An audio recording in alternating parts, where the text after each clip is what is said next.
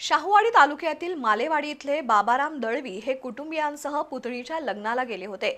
या दरम्यान त्यांच्या बंद घराचा कडिकोंडा उचकटून अज्ञात चोरट्यानं कपाटातील सोन्या चांदीचे दागिने आणि रोख रकमेसह 1,90,000चा ऐवज लंपास केला। दळवी परत आल्यानंतर चोरीची घटना उघड झाली।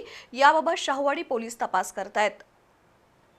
बाबाराम दळवी हे 22 फेब्रुवारीला आपली पुतणी सुप्रिया हिच्या लग्नासाठी कुटुंबासमवेत शिराळा तालुक्यात गेले होते। त्यांचं घर बंद असल्याचं पाहून अज्ञात चोरट्यानं शेजारी राहणारे बाबाराम यांचे भाऊ राजाराम दळवी यांच्या घरातील पोटमाळ्यावरून बाबाराम यांच्या घरात प्रवेश केला। बेडरूमचा दरवाजा उचकटून पत्र्याच्या पेटीतील 1.5 तोळे वजनाचे सोन्याचे मंगळसूत्र आणि अर्धा तोळे वजनाचे मंगळसूत्र असे सुमारे 1.5 लाखाचे तर 60 ग्रॅम चांदीचं पैंजण, मोबाईल टॅब आणि रोख 25,000 रुपये असा 1,90,000चा ऐवज लंपास केला।